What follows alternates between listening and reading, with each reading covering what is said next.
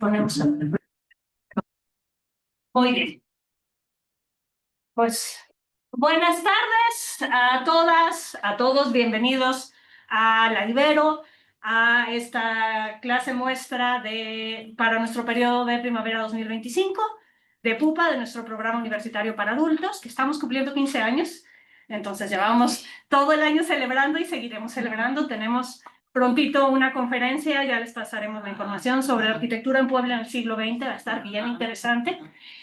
Y pues la idea de estas clases muestra es que conozcan nuestra oferta, vivan las clases y a partir de esto puedan decidir qué materia o materias les interesaría tomar. Las clases las grabamos porque si hay alguien a quien le interesa y no puede venir en este momento, no se pudo conectar, pues les compartimos la grabación también para que tengan la oportunidad de conocerlo y pues poder tomar la decisión.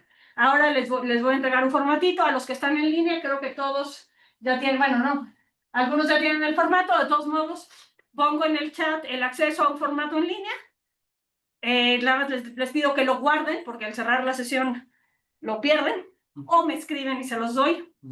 La idea del formato es que una vez que hayan tomado la decisión, digan, estas son la materia o materias que me interesan para que nosotros podamos recopilar la información. Una vez que lleguemos al punto de equilibrio de la materia, les avisamos a ustedes, le avisamos al instructor y empezamos la materia. De abrirse la materia sería en este horario, los jueves de 5 a 6 y media, empezando dentro de 15 días y terminando a fines de noviembre. Son 13 sesiones. Y para quien ya ha estado en PUPA, con que me llene el formulario es suficiente, directamente Clau en Servicios Escolares los inscribe. Para los nuevos del área comercial, se ponen de acuerdo con ustedes justamente para pedirles los datos que necesitamos para asignarles un número de cuenta, ver si están en alguno de los casos que les damos descuento para poder aplicarles el descuento adecuado. Y pues ya a partir de eso se realiza el primer pago y quedan registrados como alumnos de nuestro programa. Cada materia tiene un costo de 3,400 pesos en 4 pagos de 850 y tenemos opciones de descuento que tienen que ver con egresados de la Ibero, sean de prepa, de licenciatura, de posgrado, de otro programa de educación continua, si tienen hijos que estudiaron aquí en la universidad, si tienen hijos que trabajan aquí en la universidad, es decir, hay distintas opciones de descuento. Hola, Leonel, pásale, aquí estamos. Sí.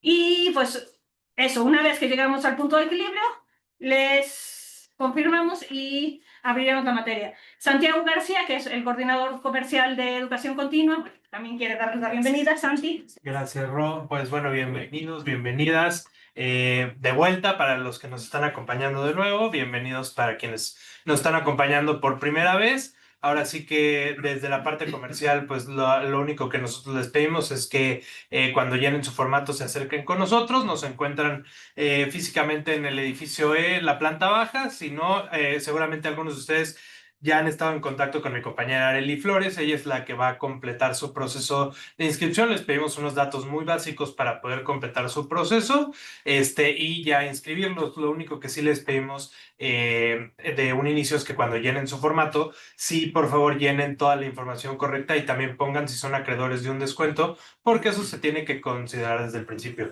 Ahí en el formato vienen todos los descuentos a los que ustedes pueden aplicar. Y por último también que sí marquen muy bien qué materias quieren, porque nosotros solamente consideramos para abrirlas cuando ustedes la colocan ahí, pero no los consideramos inscritos hasta que no realizan su primer pago. Ya más adelante Rosalena les va a estar comunicando cuánto es el costo total, pero sí es importante que sepan esto, porque también para nosotros es importante llevar el control antes de poder abrir cada una de las materias, que nosotros esperamos que todas puedan llevarse a cabo. Entonces, pues nuevamente les doy la bienvenida y se quedan en las mejores manos aquí con Rosalena, con el maestro Jesús. Muchas gracias. Muchas gracias, Santi. Bueno, pues yo no me presenté, soy Rosalena Ortiz de la Fuente, soy la coordinadora del programa, entonces lo que necesiten de horarios, de grabaciones, de lo que sea, estoy para servirles. Y les quiero presentar a José de Jesús Moreno Valle, Chuchín, que fue mi alumno cuando era estudiante de prepa, pero ahora es un gran conocedor de cine.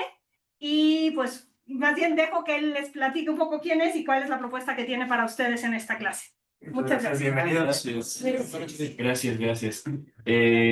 Sí, pues antes de compartir y empezar a platicar, Me presento nuevamente, ya quienes estuvieron en el curso anterior ya me conocen, gracias, yo creo que sí.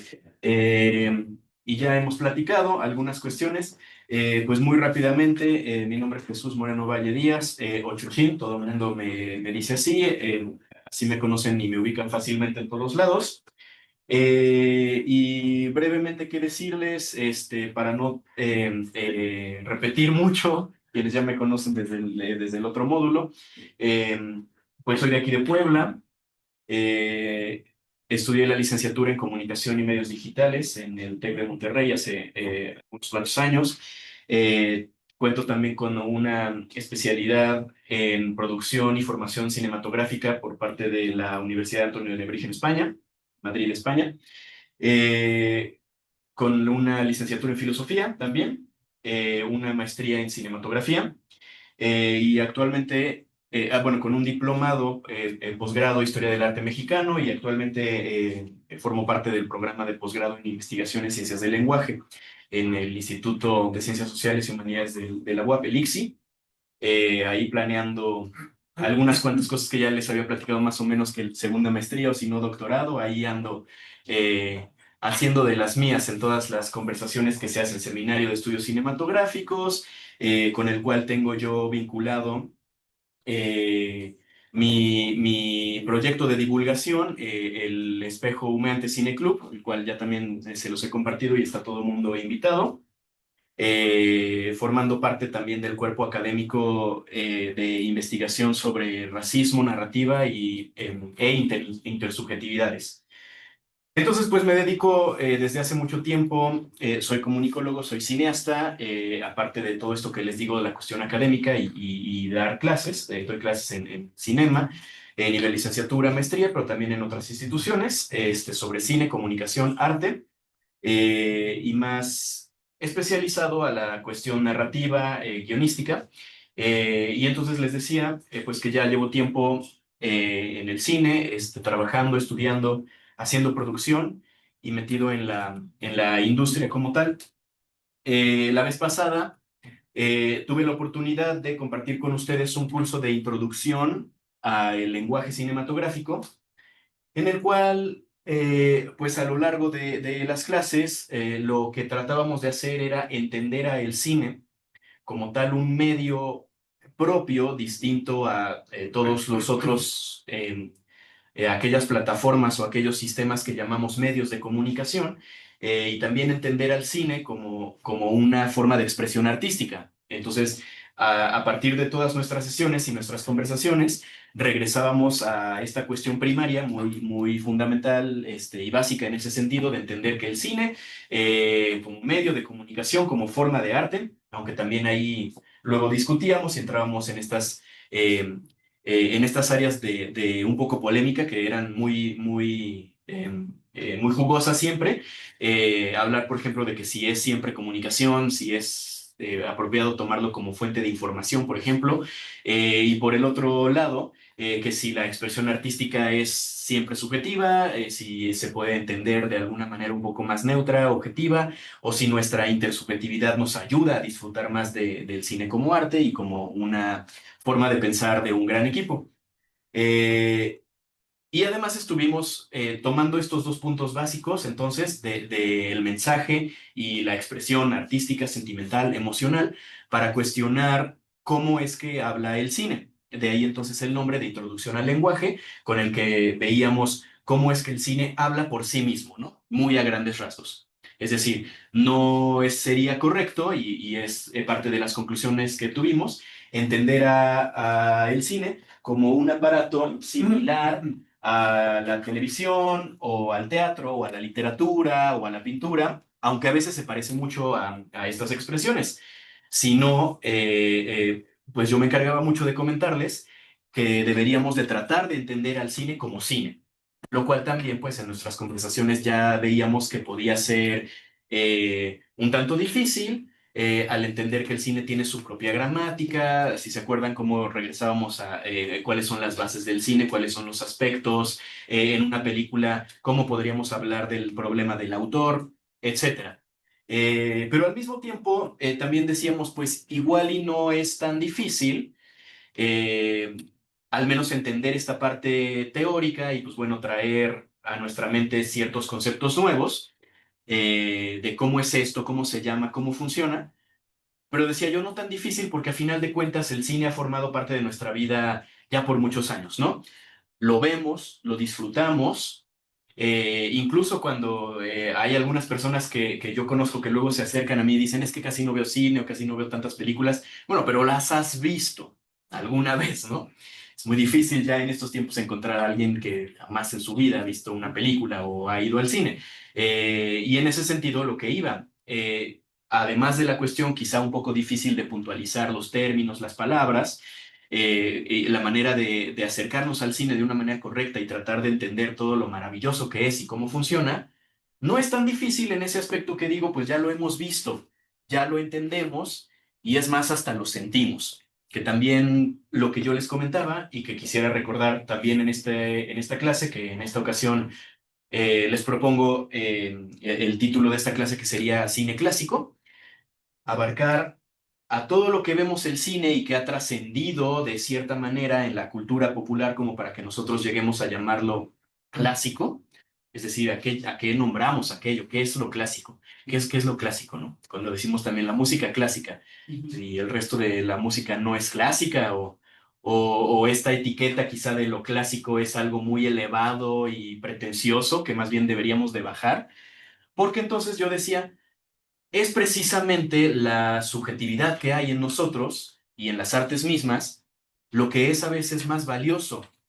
Entonces, en el cine, no tanto el entender esta parte de que si tiene que tener un discurso o que si tiene que tener cierta técnica o estar construido con ciertos principios de lenguaje de cine, sino pues, tiene que ir dirigido a un público y al público le gustó y al público le hizo sentir algo, que también ahí hablábamos de muchísimas cosas controversiales y polémicas de, bueno, pues sí, pero una película como Transformer puede hacer, como Transformers, como los Marvel, como de cualquier película que ahorita podamos criticar un tanto al decir va dirigido a un público masivo, pues sí, claro que emociona, pero que tanto sí es algo bueno, ¿no? Y del otro lado, alguna película que podríamos decir, esta cuestión que estábamos hablando de no entendí nada, pero me hizo llorar, o me hizo recordar algo, o sentí muy bonito, y todos los matices grises que hay entre un extremo y el otro, ¿no? Aquellas películas que simplemente vemos y quizá nos hace falta volver a mirarla y entender todo lo que hay ahí y entender qué es lo que nos quiere decir y cómo habla a nosotros. Pero al final de cuentas, yo insisto mucho en este punto de está dirigido a nosotros como público, ¿no? De hecho, también hablábamos de que el cine siempre fue así, un medio y una expresión popular a la gente. Y entonces el objetivo se cumple en el momento de que la película nos hace reír, nos hace llorar, nos hace recordar, nos hace sentir algo feo, bonito, algo bueno, nos hace pensar, nos hace recordar a cierta persona o cierto momento en nuestra vida, porque también de eso se trata. No a veces esta cuestión de tratar de buscarle a una película por qué tendría que estar construida de cierta manera o qué significa todo lo que hay ahí, sino más bien dejarse llevar. Y pues bueno, hablábamos de muchísimas cosas en esa ocasión, como tal, decía, introducción al lenguaje de cine como una manera de entender que el cine tiene su propio lenguaje. Sí, habla de cierta manera, así como la literatura habla de cierta manera, se construye de cierta manera, funciona de cierta manera, que de ahí viene mucho también la pregunta, la pregunta central de esta clase, que ahora sí voy a compartir esta presentación por acá que es sobre el cine clásico, ¿no?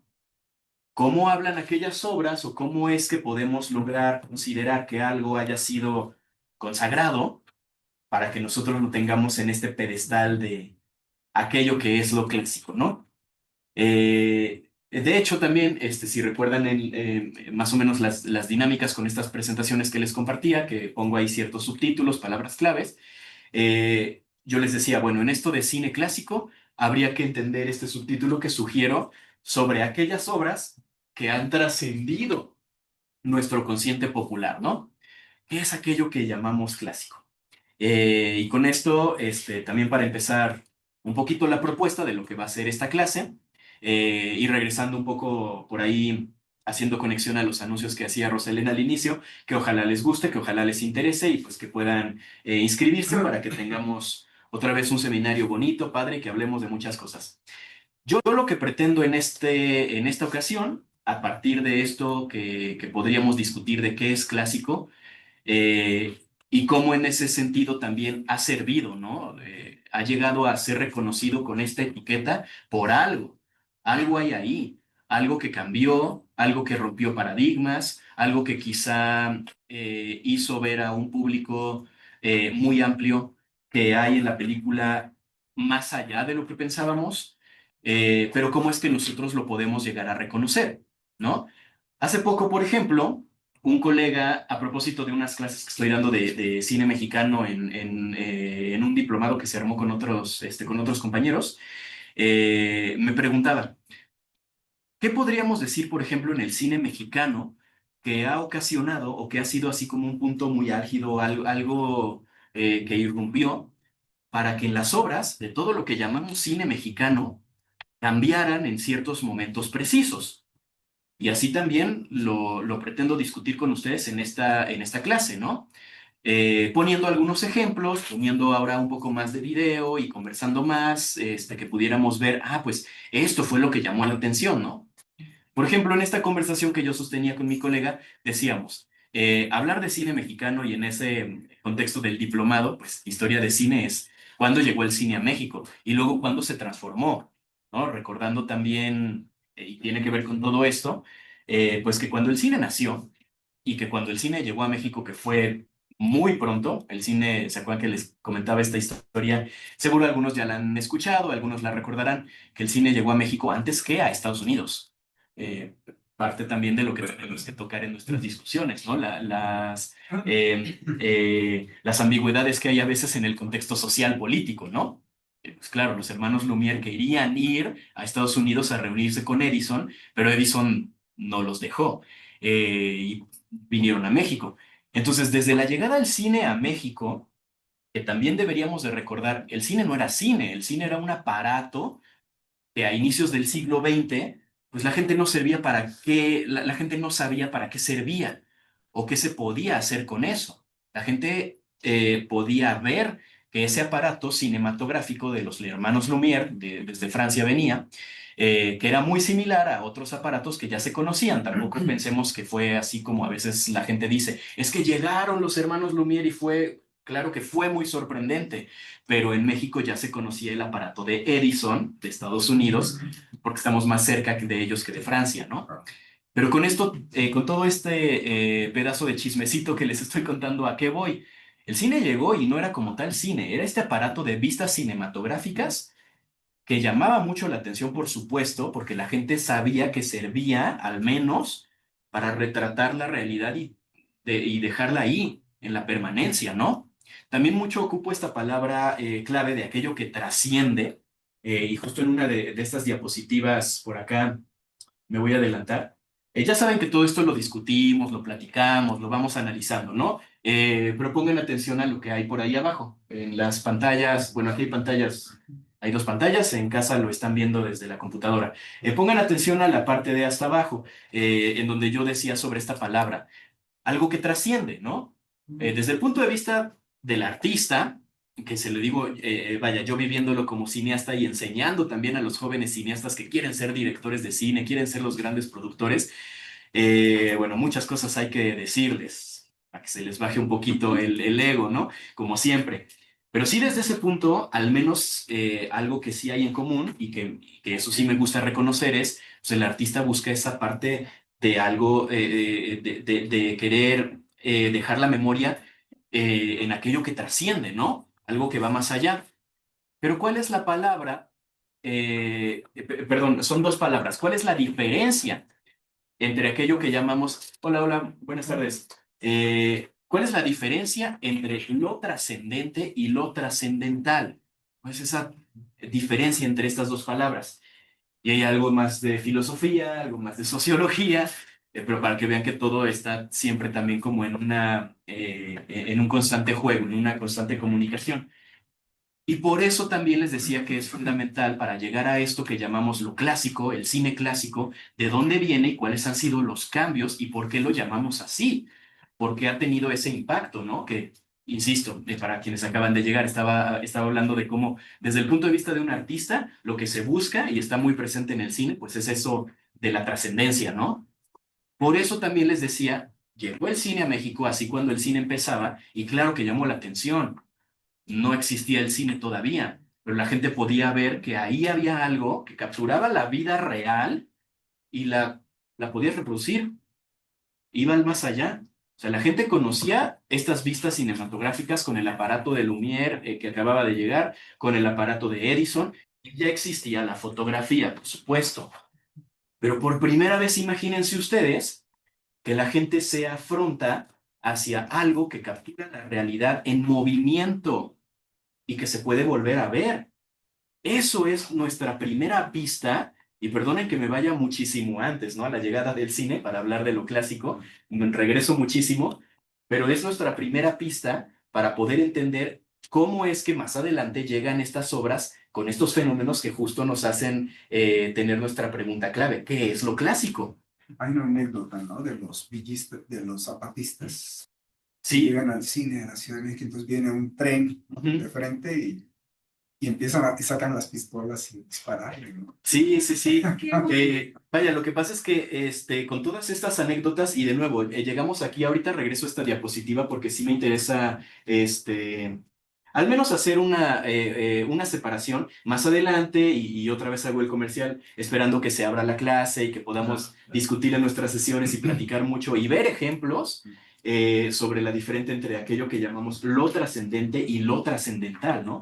Pero precisamente una de las anécdotas, y qué bueno porque además pues es, como les acabo de comentar, mucho de mi tema de investigación y el cine mexicano, que va a estar presente en la cartelera del Cine Club, que todo mundo invitado, ahí está Instagram, pues es muy necesario de ocupar en nuestras conversaciones y vamos a estar hablando también del cine clásico, ¿no? Aquellas obras que tienen un impacto global, por supuesto, pero que nos toca como mexicanos.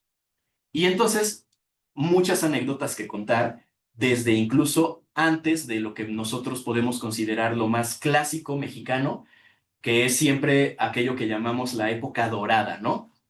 Hay muchas otras piezas que podríamos decir, esto también es cine clásico mexicano, ¿no? Pero siempre se nos viene a la cabeza directo este fenómeno muy curioso del cine de oro mexicano, que también a veces puede ser algo ambiguo.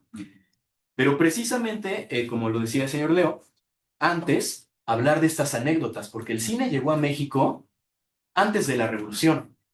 Y eso también debemos de tenerlo presente y de recordarlo, porque tres grandes revoluciones en el siglo XX, ¿no? Revolución Mexicana, la Revolución Rusa y la Revolución Cubana. Sí debemos de fijarnos en estos contextos que decía cómo el contexto es importante para entender cómo es que el cine va permeando en la conciencia de la gente para formar una identidad. Y de ahí aquello que entonces decimos, esto es clásico, esto es algo que sirve, esto es algo que trasciende, ¿no? Parte de estas anécdotas entonces tienen que ver con que lo que estamos entendiendo ahorita como el cine o estos fenómenos de vistas cinematográficas, llegan a México, un país que más adelante va a tener una revolución. La Revolución Mexicana es la primera revolución en la historia que tiene registros porque fue filmada. El cine existía cuando la Revolución Mexicana comenzó. Yo te quiero hacer un paréntesis. Cuando trabajaba yo en la primaria, ya no, justamente allá en la Ciudad de México, iba a la Universidad Ibero a sacar material para mostrarles a través de diapositivas a los alumnos los personajes estos de la Revolución. O sea, sí es cierto, todo eso está, todo ese material. Es correcto. Y de ahí también es que podemos servirnos mucho para identificar, ahora voy con usted, ciertas obras y ciertos momentos que llegan a nosotros. Nosotros somos como el público, como la sociedad, quienes tenemos al final de cuenta esta decisión como para poder otorgar aquellas obras que trascienden y que se vuelven algo clásico en nuestra humanidad. Desde esto, como lo que estás diciendo, efectivamente, Y una colega ella es del TEC de Monterrey, pero campus Aguascalientes, justo dice, un ejercicio que se hace a los alumnos a veces, sobre todo cuando ya vienen muy jóvenes y ya no se acostumbran a hablar de la revolución y de historia de México, ¿no?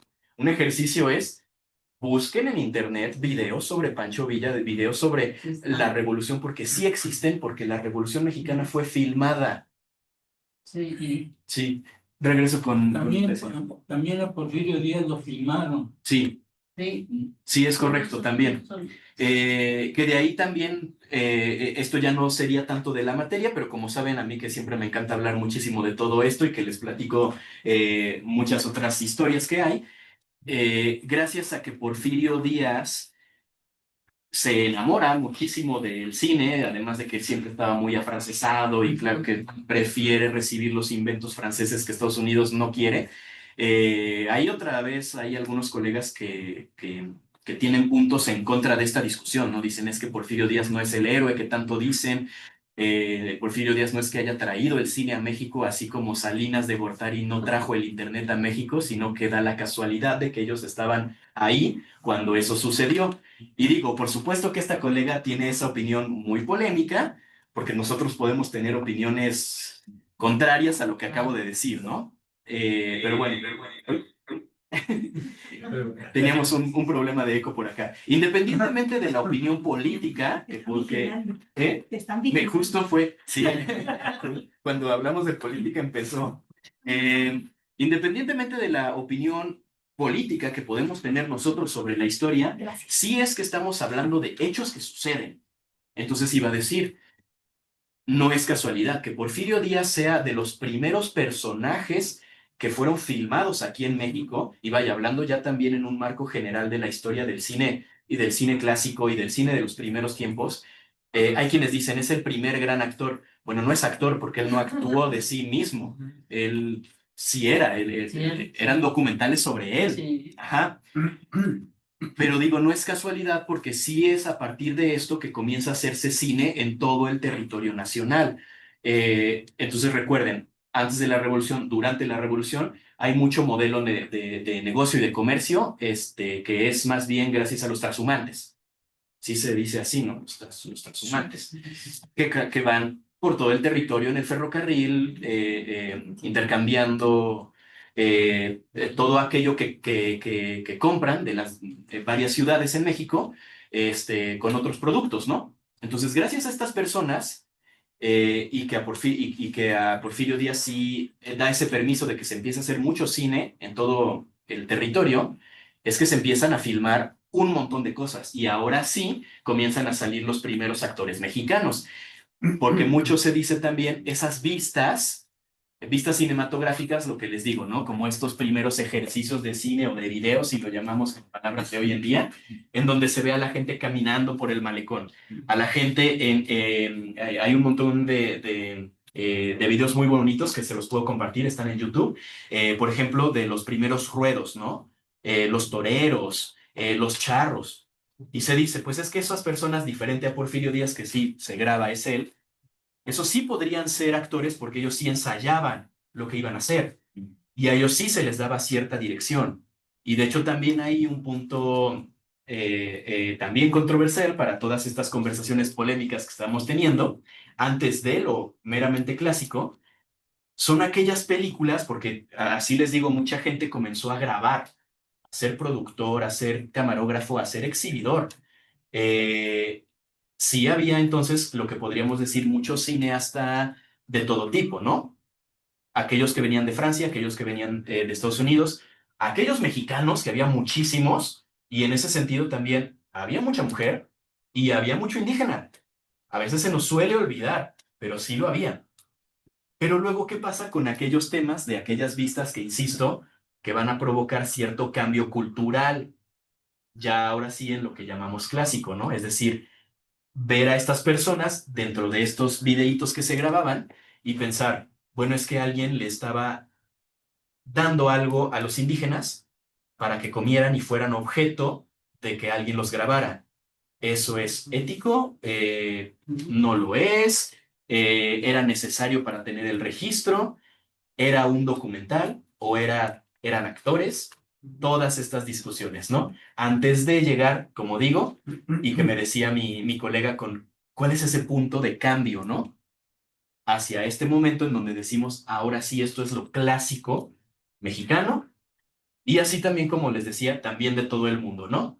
Pero había una pregunta de este lado, un comentario. Yo tengo mucha curiosidad. Adelante. Pero ¿quiénes eran los que podían filmar? O sea, ¿cuánto costaba una camarita? O sea, no sé, ¿a qué estrato socioeconómico pertenecían Sí. los que podían filmar? Híjole, sí, es una muy buena pregunta, que también tendríamos que conversar sobre este contexto en diferentes épocas. Ahorita de lo que yo estaba hablando era como de lo que sucede eh, en la llegada del cine a México, antes de la Revolución, durante la Revolución, para llegar a este giro de tuerca en nuestra historia como sociedad, para poder determinar que algo es clásico o que algo ya formó una conciencia o una identidad de nosotros, ¿no? Entonces, estrictamente en esos momentos, que estamos hablando muy inicios del siglo XX, sí los aparatos cinematográficos eran algo caros. Vaya, hoy en día todavía siguen siendo. Siguen siendo. Pero imagínense, justo como usted lo señala, de ese punto de vista inaccesible para toda la población. Aquellos que empezaban a ser distribuidores, productores, porque podían comprar una cámara y contratar a camarógrafos y contratar a gente que la operara, sí eran comerciantes que tenían dinero. Ricos. Sí. Por supuesto, también esto tiene que ver con que aquellas películas que sobreviven hoy en día y que todavía podemos llamar los precursores de lo clásico, y ahora sí también ocupo esto para no solo hablar de México, sino de todo el mundo, porque similar pasó en otros países. Pues sí, es que todas esas películas precursoras de los años 10, los años 20 todavía, han sido películas que fueron financiadas por, no estudios, porque no existían todavía los estudios cinematográficos propiamente, pero sí los primeros productores, es decir, gente que tenía el nivel socioeconómico como para al menos comprar una cámara. Ujú. Y por eso es que también debemos de hablar como la construcción de estas identidades desde lo clásico que estamos discutiendo, sí va a ser muy cuestionable, por supuesto, sobre el punto de vista de quién lo hace, como esto que les decía, ¿no? Si un extranjero llega a México en épocas de la Revolución y quiere documentar la Revolución, lo que esa persona, ese equipo de filmación está documentando, ¿tendría cierta agencia ideológica? Seguramente, ¿no? Entonces, por eso es que hay que tener muchísimo cuidado. Después con lo que llamamos lo clásico, y que ahorita yo empezaba a meter un poquito en la discusión por ahí aquello del cine de oro mexicano. Hay muchas cosas que hablar de esto, pero algo de lo que casi no se habla es que es un periodo en el que también se empieza a instaurar muchísimo una ideología de ultraderecha, que sobrevive también por muchos años, porque es una época en donde los discursos que en un inicio eran más bien como disruptivos, es decir, hablar de la revolución, hablar de las instituciones mexicanas, ya después de la revolución se volvieron más bien como propagandísticos.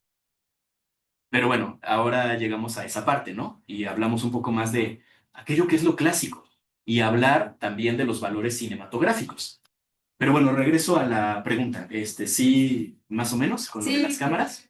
Muchas gracias. ¿Algún otro comentario? No, mil gracias. Yo sí te ¿Algún quiero otro preguntar comentario? algo. Marta, sí. Ok, grababan. ¿Y qué hacían con ese material? ¿Únicamente lo archivaban? Porque no había, o sí había exhibición de las grabaciones, ¿o qué hacían? Eso también es una muy buena pregunta. Ajá. Y que también nos lleva, y bueno, para quienes nos acompañan, o a quienes no conozco y apenas estoy conociendo y nos acompañan, o al menos a mí en primera ocasión, a mí me gusta muchísimo justo platicar de todo esto, porque me sirve para complementar todo el tema, ¿no?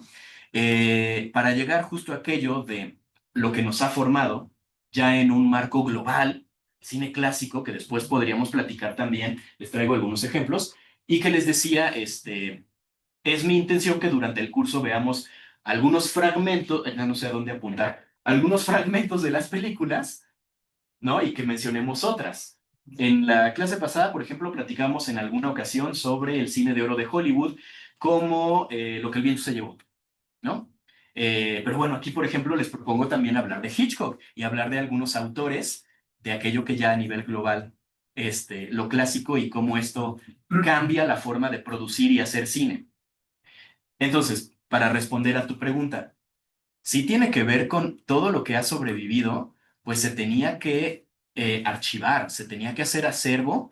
Y antes de eso, vaya, la película que están viendo aquí, La cuerda de Alfred Hitchcock, es del 48, de los años 40, pero previo a eso, pues por supuesto que la película para que sobreviviera y se exhibiera, tenía que revelarse. Y entonces antes del 40, del 30, y en México, en medio de la revolución, no había tantos laboratorios de revelado. Claro.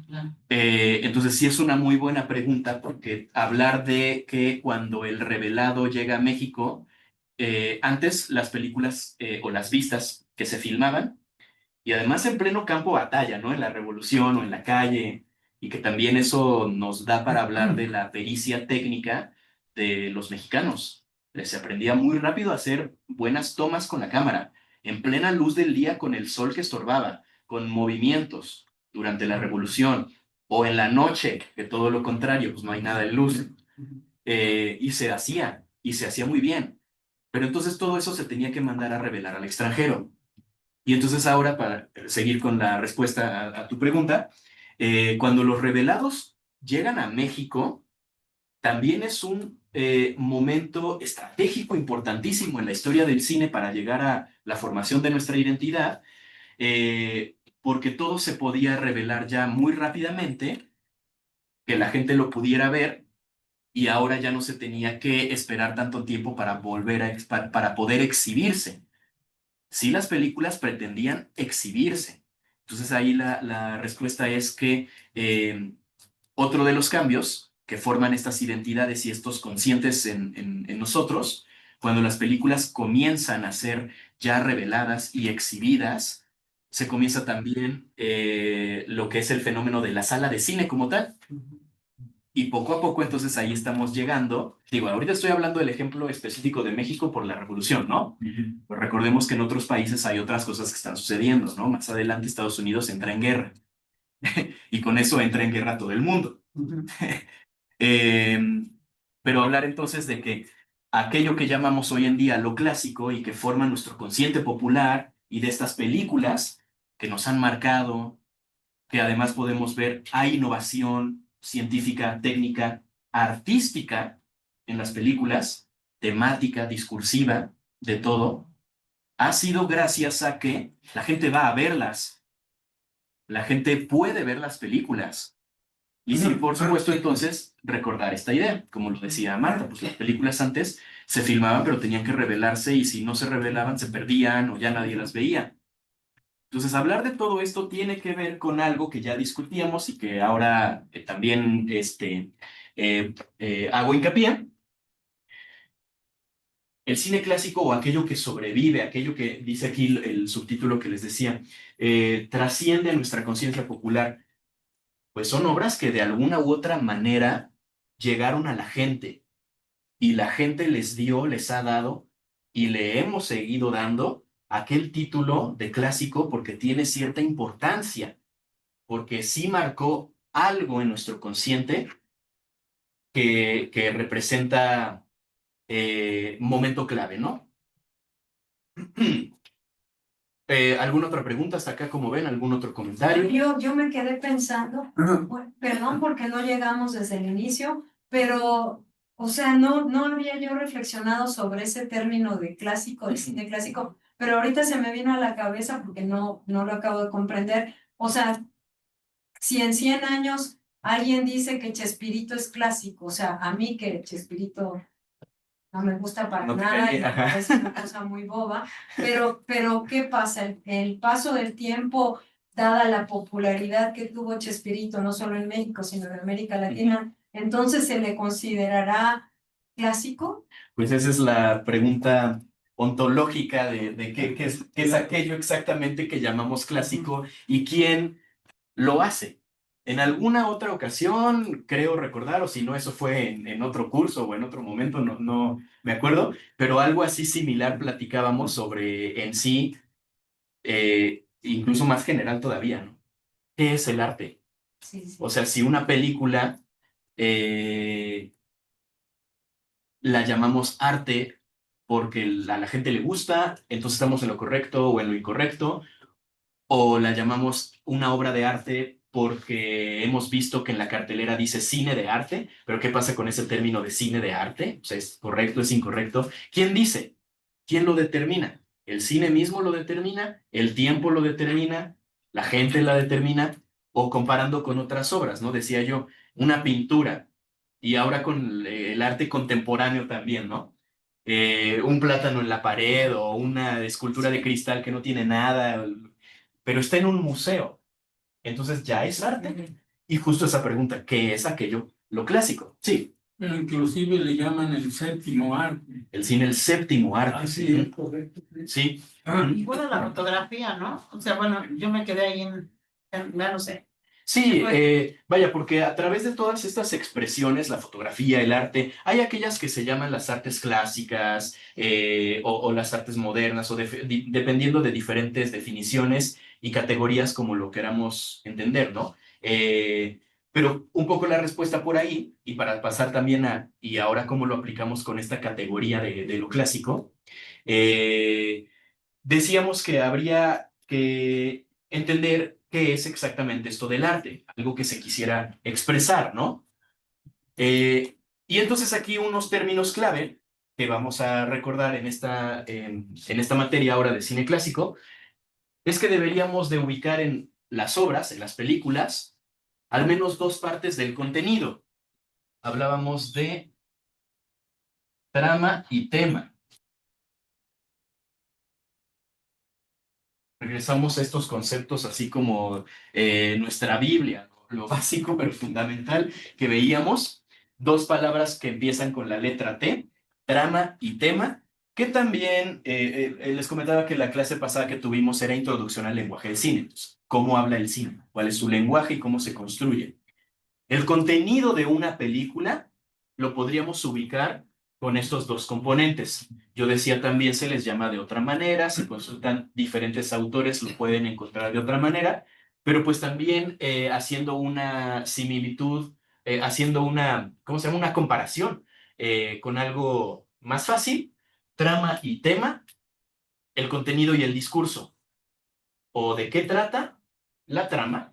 Por eso en inglés la palabra plot, cuál es la trama de la película, y tema, ¿qué significa? ¿Qué hay ahí? No confundir con otros elementos que también tendríamos que ubicar, que en las otras artes también se deben de ubicar mucho, que es la forma y el fondo, ¿no? Poquito similar, pero de cierta manera diferente, ¿no? También aplicaría en el cine, es decir, cómo se hace. La fotografía es buena, la dirección es buena, la actuación es buena, la edición, la música, todo. ¿Y de qué se trata la película? ¿Qué nos quiere decir? Aquí estamos hablando de estos dos contenedores. Trama, plot, ¿de qué se trata la película? O sea, la historia a grandes rasgos. La película trata sobre un vaquero que va por el mundo y luego se encuentra un monstruo, lo que sea. O ahora, con los ejemplos que estamos platicando, un general en la revolución que tiene que ir a dar un mensaje, como ustedes quieran. Esa es la trama, la historia.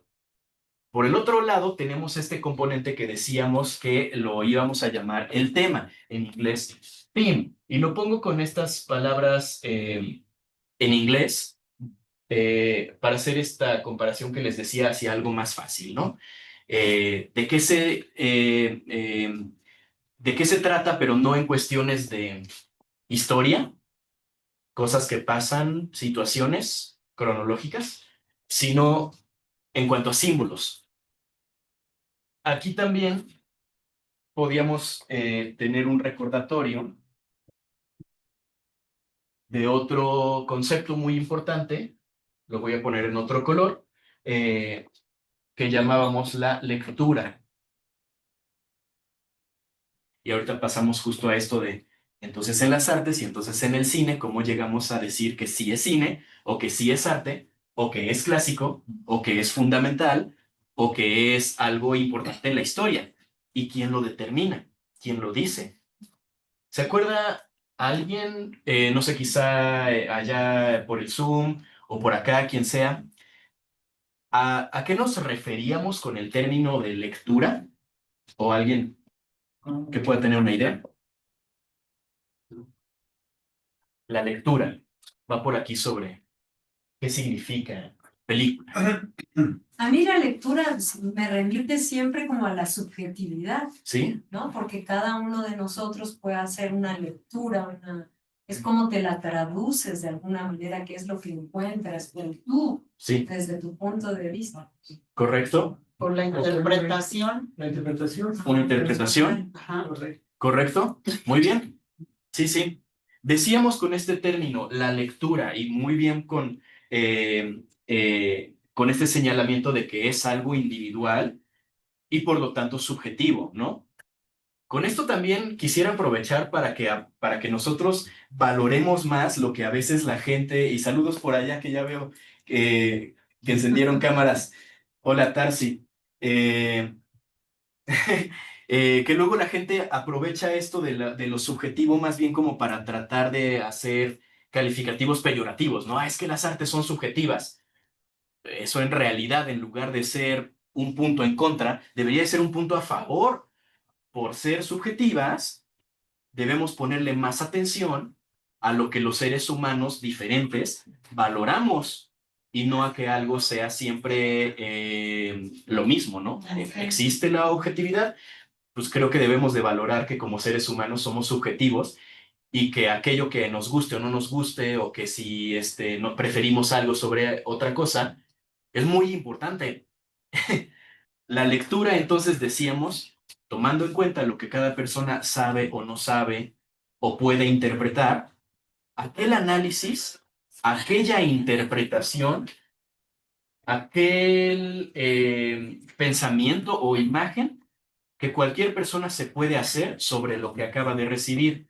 Por eso decimos, mi lectura de esta película es que era un discurso sobre la moralidad y la juventud y el crecimiento, y a lo mejor, pues no sé, yo pienso que el director cuestionaba si el amor en los tiempos modernos, pues no sé, cada quien los rollos mentales que quiera tener.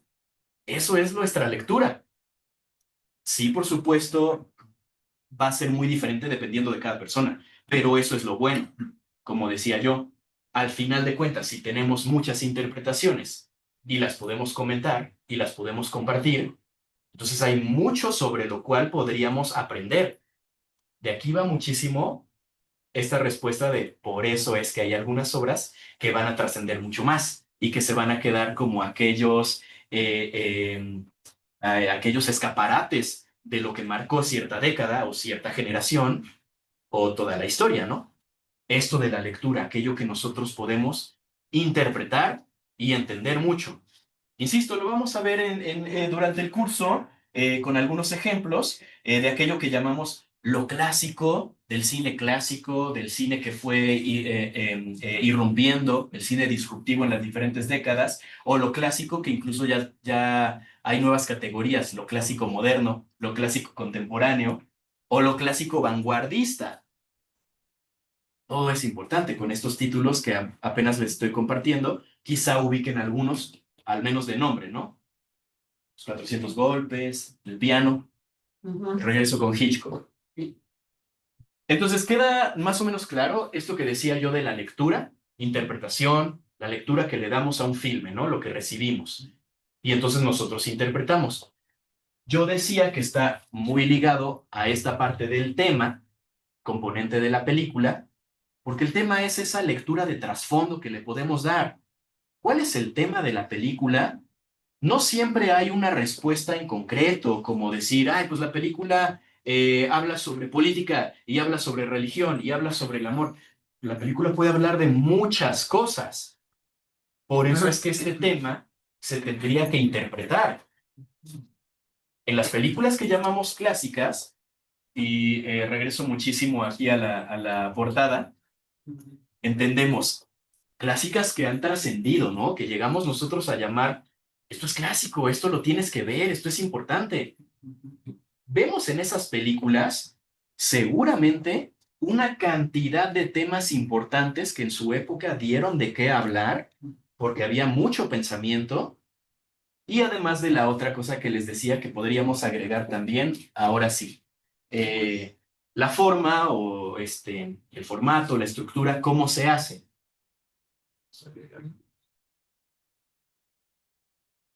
Es decir, que también tiene mucho que ver cómo se hizo la película. Si la película de pronto descubre una técnica innovadora en fotografía, que es lo que vamos a ver precisamente con La Soga en Hitchcock, que parece que todos son planos secuencias, que la cámara tenía que esperar a que se terminara el tiempo en el rollo para cambiarlo y poner el siguiente rollo del filme. Y entonces eso nos habla también de una coordinación en el set, movimientos, cámaras, actores. Si la película propone algo nuevo, hoy en día lo traduciríamos también a los métodos digitales, ¿no? Entonces ya la película está abriendo un camino para aquello que pueda ser nombrado como algo clásico o algo que va a trascender en algún momento, ¿no? ¿De qué se trata la película? Y entonces podemos ver aquellas historias antes de la Revolución.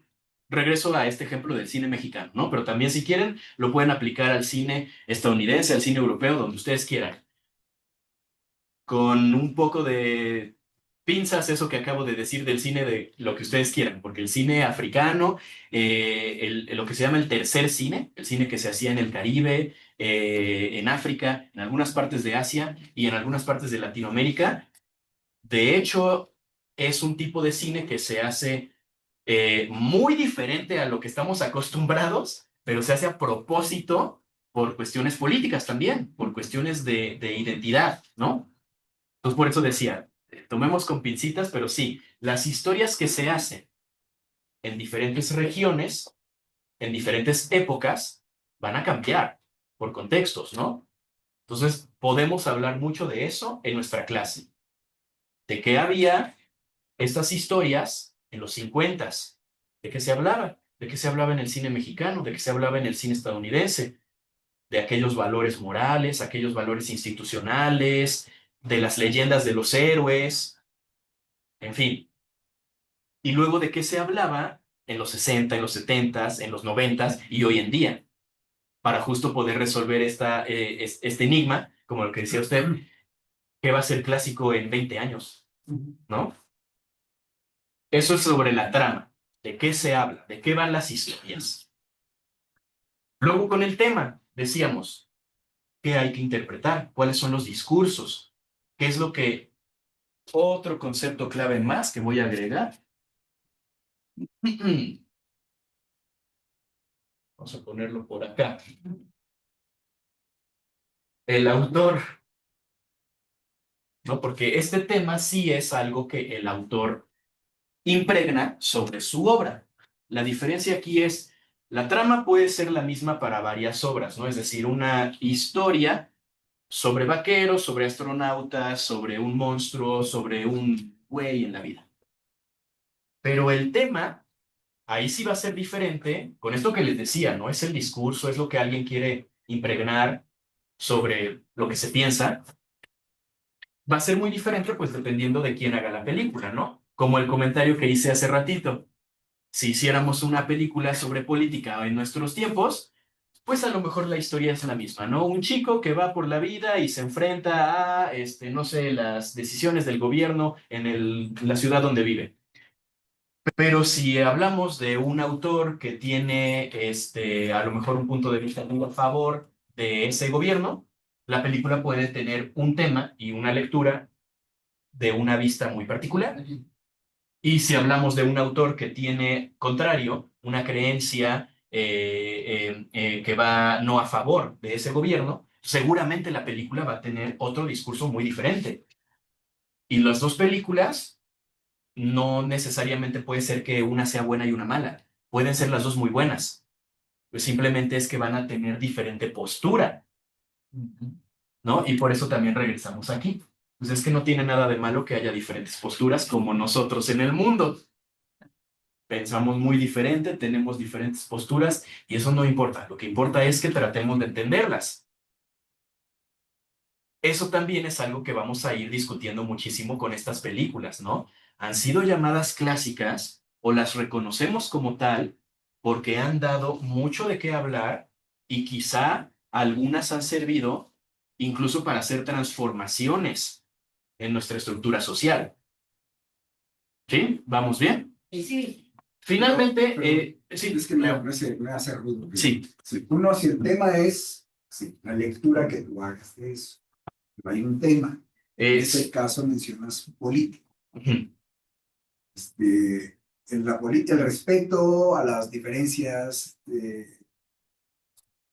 políticas, ¿no? Sí, sí, Sí, entonces, ese ya es un tema. sí, ¿No? sí, sí. ¿Sí? Y ya después, cómo lo interpretas o de qué lado te colocas, ya esa es la lectura, ¿no? Claro, Sí. el tema que debemos de ubicar en una obra va a ser como la esencia simbólica de lo que va la película. No regresar a esta parte de la historia de la película. Trata de un chico que va a caminar, se encuentra una novia y es feliz y tiene problemas con su padre. No sé, me lo estoy inventando. Más bien a la esencia de esto, ¿qué significa? La pregunta clave para ubicar la trama es, ¿de qué se trató la película? ¿No? Como cuando sales del cine y le dices a tus amigos, pues la película se trata de un chico y que baila y que canta y esto. La pregunta clave para ubicar el tema, como les digo, esta esencia es, ¿qué significa la película? Entonces ahí podemos ubicar un montón de temas de discusión, como lo que está sugiriendo. La película puede tratarse de un discurso sobre las diferentes políticas, o la película puede tratarse sobre, no sé, la opresión de cierta clase sobre otra, o la película puede tratarse sobre las diferencias en el amor, cómo se vive, o la película puede tratarse, vaya, sobre estas cuestiones que son más bien simbólicas. La lectura, por su lado, es la interpretación que nosotros le damos a ese tema. Entonces, nosotros podemos decir, yo creo que la película me dice que el amor es bien chido. Porque, pues, cuando lo vamos trabajando, cuando nos expresamos, cuando sentimos con una persona, entonces descubrimos algo más, entonces nos hace recordar, entonces nos hace darnos cuenta, ver la vida, las conclusiones que tengamos. O a lo mejor alguien más puede decir, mismo tema, ¿no? Diferencias en el amor, lo que sea, pero la lectura de alguien más puede ser, no, yo creo que el amor en realidad es lo peor del mundo, porque nos hace sufrir, porque nos hace sentirnos olvidados, yo qué sé. Ya el tema fue el amor. Exactamente. El tema es esta esencia, la lectura va a ser nuestra parte como público, ¿no? El autor lo ponía por acá porque es la persona o grupo de personas. La cuestión con el autor es que decíamos que en cine no solamente es una persona, aunque luego los franceses dicen que sí y es el director, pero es que en cine también quien opera la cámara es autor, quien hace la edición es autor, los actores son autores. Pues el autor es esta persona que va a ser responsable de crear este discurso para la gente, ¿sí? Sí. Y yo lo mencionaba ahorita haciendo como todo un resumen de lo que estamos hablando, porque así como decíamos, conforme van pasando las épocas, las historias que vamos llamando clásicas, también estos temas, porque podemos decir, en la Revolución, a lo mejor había temas contestatarios, a lo mejor había temas que denunciaban la injusticia, y luego post-revolución, ya cuando empieza un poco más lo clásico del cine de oro mexicano, hay temas sobre la identidad nacionalista, que lo mismo pasa en Estados Unidos, ¿no? El western, ubican el western, películas de vaqueros de Estados Unidos, clásicas también, ¿no? Así como les decía, el cine llega a México y después en México tenemos la revolución. El cine llega a Estados Unidos y en Estados Unidos todavía existen vaqueros. Entonces no es casualidad que el western sea popular y se haya vuelto clásico en el cine en Estados Unidos, por muchos años, ¿no? Y tiene que ver con estos temas. ¿Vamos bien hasta acá? Y entonces existimos apaches también. Sí, claro. Claro, porque toda esta tema de indios contra vaqueros, decía yo, era lo contemporáneo de Estados Unidos a inicios de siglo. De hecho, se dice mucho que el género del western es el género más cinematográfico de todos, porque los otros géneros vienen de la literatura o vienen del drama, del teatro. Y el western no, el western nace solo en el cine como el género más americano de todos, porque a inicios de siglo todavía seguía vivo Wyatt Earp, vaya, los grandes vaqueros de las historias que escuchamos legendarias, seguían vivos. Ujú. Y ay, es que se me olvidó el nombre de un indígena que existía en ese tiempo todavía. Sí, también los héroes indígenas, como... Jerónimo. Ah, exacto. Ajá. Sí, también estaba pensando justo ahora que dijo sobre apaches, Oso Sentado, me parece. Y entonces a lo que voy con esto de los temas que se vuelven clásicos en las películas que vemos, ¿no? Fíjense muy bien. En México hay una época preciosa, muy fructífera e importante para la consolidación de nuestra industria, que es de hecho anterior a lo que llamamos cine de oro mexicano, que son los años 40. Películas como María Candelaria, la ubican, la recuerdan, es muy buena película, legendaria, y justo llamamos clásica, ¿no? Lo que pasa es que con esta película, fíjense cómo voy a hacer la conexión entre lo que acabamos de hablar de la historia, la temática y la forma, es decir, lo que vemos ahí, cómo se hace, ¿no? La película de María Candelaria utiliza una narrativa mitológica, es decir, nos cuenta la historia de nuestros héroes mexicanos. ¿Por qué? Porque es necesario en nuestro identitario mexicano tener héroes mexicanos, sobre todo héroes indígenas. Entonces, la redignificación del indio como el héroe, como el personaje bueno, estoico, incorruptible, ¿no? ¿Recuerdan? María Candelaria era como este ejemplo de la bondad, la fortaleza, los ideales. Sirve muchísimo para lo que estoy diciendo, crear nuestras propias leyendas mexicanas, demostrarle al mundo quién es México, ¿no? Así entonces, y esto entonces es la historia, el tema, y cómo se hace con actuación, con hermosísima fotografía de Gabriel Figueroa, con, por supuesto, un excelente trabajo de maquillaje, vestuario, escenografía, ¿sí? Y que en la contraparte de lo que llamamos clásico en Estados Unidos, regresando a esto del western, Estados Unidos hace lo propio. Estados Unidos también necesita decirle al mundo quiénes son ellos como nación. ¿Cuáles son sus héroes? Los vaqueros. Los nuestros son nuestras leyendas del Popocatépetl, ¿saben? Sí, es necesario tener nuestra identidad. En Estados Unidos, los héroes americanos, los vaqueros, seguían con vida. Nuestros héroes ya habían muerto o eran leyendas. Pero en Estados Unidos, insisto, seguían con vida. Por eso es que también los westerns se hicieron clásicos. La gente los reconocía. La gente sabía que eso pasaba, ¿no? Así entonces, con estos tres mecanismos, es lo que les digo, pues poder ir ubicando cómo es que más o menos podríamos entender aquello que en el tiempo ha sido llamado lo clásico, ¿no? Lo que nos ha formado. Entonces regresaba yo a esta diapositiva que les digo, después la vamos a platicar mejor y vaya, si hay una cuanta teoría por ahí, palabras complicadas, pero únicamente estos dos puntos de hasta abajo, ¿no? Que dice, cuestiones a despejar, lo clásico, en el título decía como que trasciende, ¿no? Nuestra conciencia de hay algo que va más allá. Y también es, no solo porque yo soy cineasta, ¿no? Y artista, pero como humanos que decimos, de eso se trata el arte, no tanto como, pues es que esto nos va a dar una certeza sobre la vida, pero eso nos da espíritu, nos da como un poco más de paz sobre nuestra propia humanidad, el arte, el cine. Y entonces con esa conciencia, yo les hacía esa pregunta. La diferencia entre la palabra trascendente y la palabra trascendental. Y que vamos a ir platicando en las películas porque el cine, o al menos es lo que yo propongo, esa es mi tesis. Después si quieren me pueden decir lo contrario. Porque el cine tendría las dos.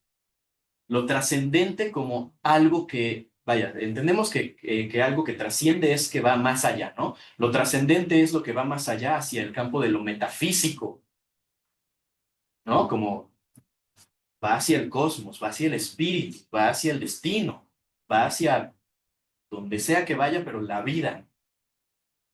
Y lo trascendental es más sobre una condición histórica, sobre estructuras, sobre que derrumba un periodo de tiempo determinado, ¿no? Una estructura, sino que va más allá en estos territorios más bien como de tiempo.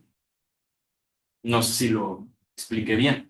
¿Algún ejemplo del trascendental? Porque me está costando trabajo ahí. Lo trascendental, por ejemplo, así como lo estoy explicando yo, insisto, podría haber igual otra tesis, ¿no? Pero basándonos en esta definición de las condiciones estructurales, podríamos decir, la película de Ben-Hur ha sido trascendental porque marcó una manera de hacer una megaproducción diferente a como se hacía antes y que marcó un hito para la manera de hacer películas después, tanto así que incluso hoy en día se sigue usando más o menos ese modelo. Supera, digamos, como su contexto, ¿no? Y en eso, por cierto, también ahí yo diría, está la clave para cuando decimos, es que esta canción es de mi época. ¿Cuál es tu época? Pues sigues vivo, ¿no? Pues justo decimos de esa canción porque es trascendental, porque independientemente cuál haya sido la época, se sigue escuchando. Sí, hice más o menos bien el ejemplo. Sí, Lo trascendental sería, digamos, también aquello que llamamos desde lo espiritual, ¿no? Cristo se hizo trascendente. sí, Quienes tengan esa fe, dicen, claro, fue más allá. claro. Entonces yo lo que les decía, sugiero proponer cómo el cine tiene los dos, pero igual podríamos ver en qué medida. Y no sé cómo vamos con el tiempo también, porque... 6:15. Pues más o menos bien. Eso es una lluvia. Poder Sí, porque irnos. ya estaban las nubes tremendas. Sí. Amenazan. Ahora que salí por el suéter. Y ahora a ver si nos podemos mover de acá. Bueno. En algún momento nos podemos salir. Sí. Entonces, entendiendo esto, al menos de estas dos palabras, que igual no sé si la gente de Zoom tenga alguna pregunta, ya saben que la pueden escribir o me pueden interrumpir por acá. Pero estas dos palabras, de aquello que va más allá, bajo diferentes condiciones, y con estos tres mecanismos a ubicar que les propongo, entonces ahora sí, ¿cómo llegamos cómo llamamos a una obra que esto sí es arte, ¿no? Scorsese ahora, que eso sí es cine o no es cine. Sí, yo le doy mucho la razón, es Scorsese. Pero luego, Eso también piensa Eugenio Derbez. Pero no. Pero Derbez va más hacia el ejemplo justo que proponía como de Chespirito, ¿no? Ha sido muy importante, ha sido fundamental para entender ciertas cosas, ha sido consumido por muchísima gente, ambos ejemplos de los que estoy hablando, ¿no? Pero, regresando a esto, y ahora sí aplicando una lectura mucho más analítica, ¿no? Digo, ahorita Chespirito volvió a ser popular porque hay una serie de televisión que prácticamente son como todos los chismes de sus vidas, ¿no? Sí. Y que además debemos de recordar, la serie está basada en el libro que hace su hijo, ¿no? Entonces, pues claro que a él lo ponen como una víctima, pobrecito, es muy bueno y todo lo malo le pasa. Y digo, o sea, si sabemos de su vida, claro que pues, los otros personajes sí fueron muy malvados, pero tiene cierta tendencia, ¿no? Y digo ahora, pues es popular porque ahora se hace esta serie. Haciendo una lectura analítica tendríamos que volver a traer eso a la conversación. Bueno, sí, Chespirito fue un personaje en la televisión mexicana que trajo nuevas formas de entretenimiento popular, pero que muy sutilmente eso también sirvió para generar una doctrina hacia la clase socioeconómica más acomodada, ¿no? Es decir, ir instaurando poco a poco esta mirada de, claro, la pobreza, pero yo estoy muy bien acá, ¿no? Es este moralismo de, pues, yo soy muy bueno porque ayudo a la gente, y lo máximo entonces es darle una torta de jamón al pobre y entonces yo no me siento tan mal porque yo soy muy buena persona. Esos son estos mecanismos que también, pues, van, decía yo con esta palabra, adoctrinando un poco la manera de ser de toda una generación. Y esa es una mirada más analítica. ¿Por qué no podría ser como algo clásico? Porque con ese tema, con este análisis quizá un poco más crítico, ahí nosotros estamos detectando que no es algo que abra hacia el pensamiento o que proponga nuevas formas de expresión, sino que de hecho está asentando bases morales. No sé si más o menos queda claro. Es algo quizá un poco más complejo. Sí. Pero yo lo que pienso es que, o sea, debe haber criterios y criterios objetivos, o sea, criterios duros, porque es como el chiste que hace un primo que tiene un coche que es una chatarra horrible. Ajá. Y dice que es un clásico. No, no. O sea, es que hay criterios para definir qué es algo clásico y qué es un chiste, ¿no? Entonces, yo creo que sí la discusión puede tener como un criterio muy sólido para discernir entre lo que es y lo que no lo es. Lo que pasa es que siendo hasta autoritario, o sea, yo creo que acepta cierta dosis de autoritarismo, porque a mí, por más que Chespirito me quisiera decir que es televisión clásica, pues no sé, o sea, toda discusión, por más que se deba de respetar la diversidad, la subjetividad, techo, ¿no? O sea, hay un techo siempre. Sí, no, si no estaríamos hablando como locos, ¿no? O con el otro ejemplo también, ¿no? Que si entonces Eugenio Derbez, como lo ha hecho muchísimo, muy reciente, de que él dice que él es el cine de México. Entonces él es lo clásico, él es lo que tenemos, él es la referencia, ¿sí? Y en las otras artes pasa lo mismo, ¿no? Ya también así tú conoces mucha gente que también dice lo mismo, ¿no? Ahí los colegas luego en la cámara de cine, que no, yo soy el cine, yo defiendo todo lo que es el cine en Puebla. Calma. Y en las otras artes, ¿no? También que ahora Alex Sinte, que está siendo muy popular porque quién sabe qué hizo, que también él le dice como, es que yo soy lo máximo y mi música es el referente, mi música es la música mexicana. Efectivamente, ahí sí tendríamos que tener ciertos criterios para detener esa discusión, porque si tanto decimos que lo subjetivo, ¿cuándo acabamos, no? Lo que pasa, iba a decir, es que no hay tanto este criterio de objetividad. Por eso es que la discusión siempre está en movimiento. Por eso es que podríamos decir, como lo que planteábamos hace ratito, ¿no? Y si en unos años resulta que ahora sí Chespirito es clásico, o ahora sí Eugenio Derbez es así, es lo más clásico. Híjole, sí necesitamos tener como estos criterios, algo más objetivo, como yo lo que decía ahorita, siendo un análisis de lo que significa en realidad el programa. Está instaurando tantas cosas, no lo sé, es una caricatura más que una buena comedia, ¿no?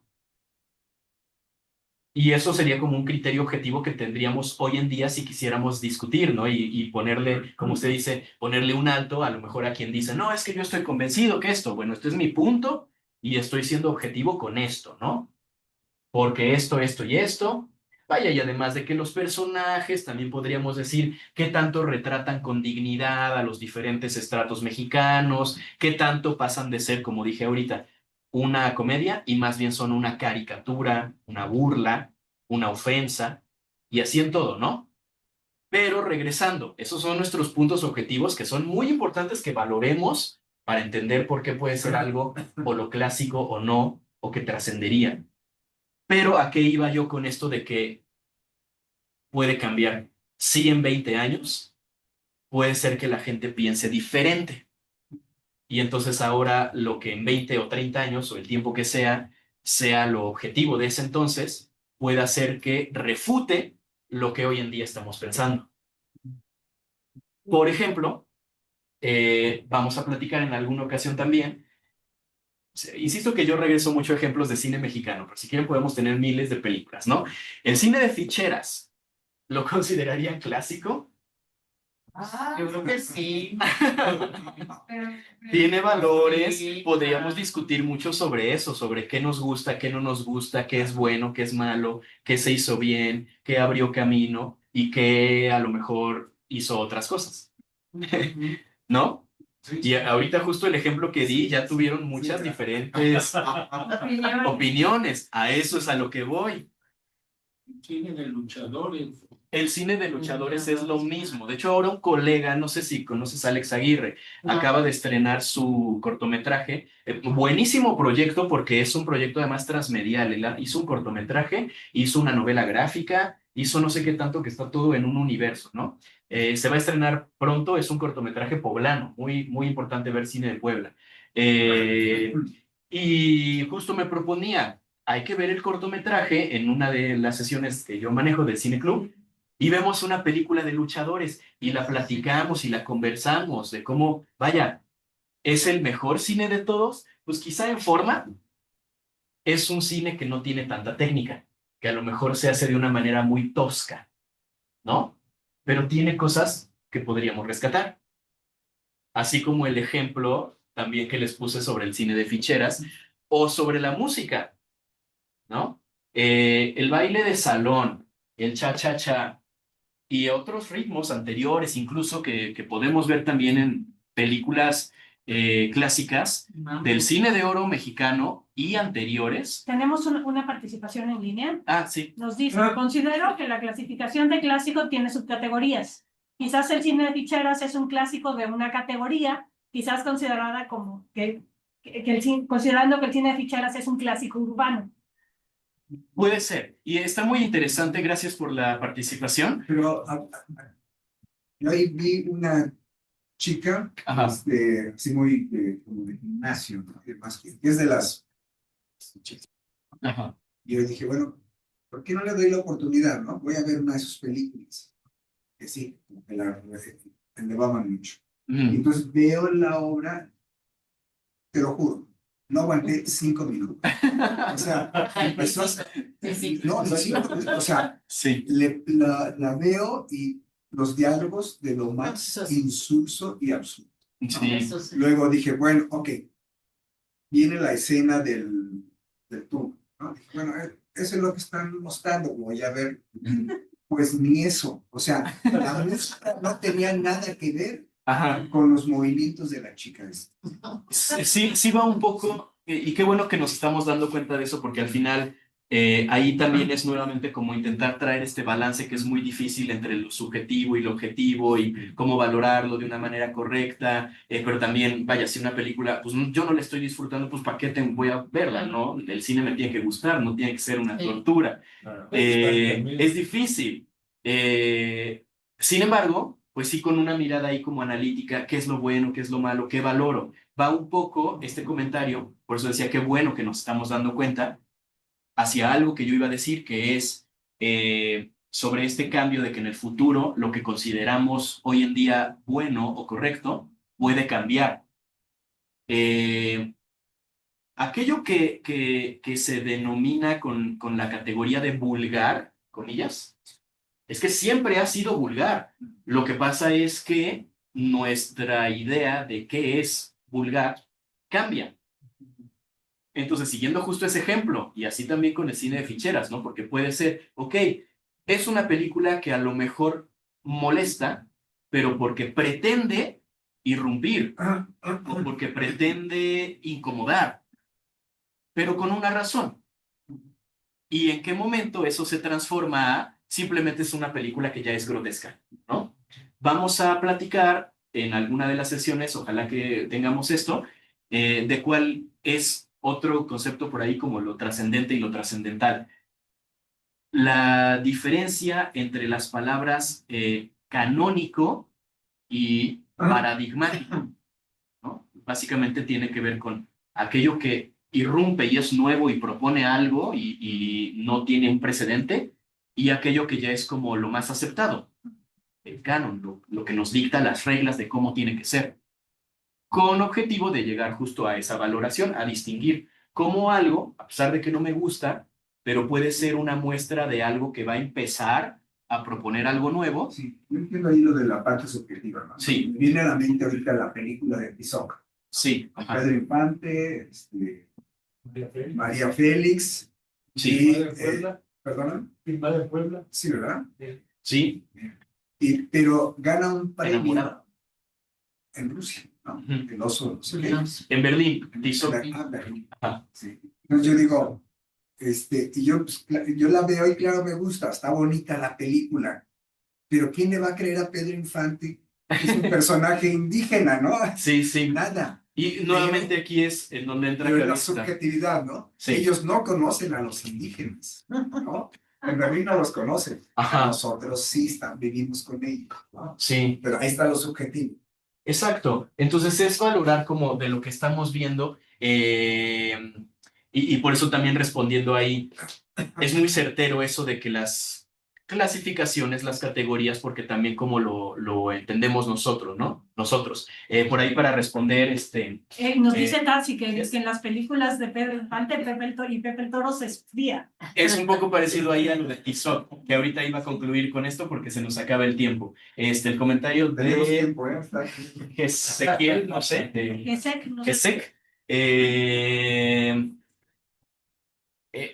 Un autor muy importante que es Jesús Martín Barbero propone que precisamente dentro de los momentos clásicos del cine de oro mexicano hay estas tres categorías, como muy bien lo dijeron en los comentarios, y propone este cine de tres categorías que serían las rancheras musicales, el cine de la revolución y el cine urbano. Entonces justo podríamos entender como estos tres caminos que dentro de lo clásico que se formó en el cine de oro mexicano se fueron desarrollando, pero que llegaron después a otra cosa. Es un poco como hablar, por eso decía también aquí con estos ejemplos, lo canónico, el canon, versus el paradigma, lo paradigmático. Hablar de aquello que irrumpe, que nace, que es incipiente, no ha sido estudiado, no ha sido perfeccionado, no ha sido trabajado mucho. Evidentemente está proponiendo algo nuevo que más adelante se ahondará en diferentes películas. A lo mejor nos puede parecer como, es que rarísimo, es súper chafa, pero es la primera vez que se hace así.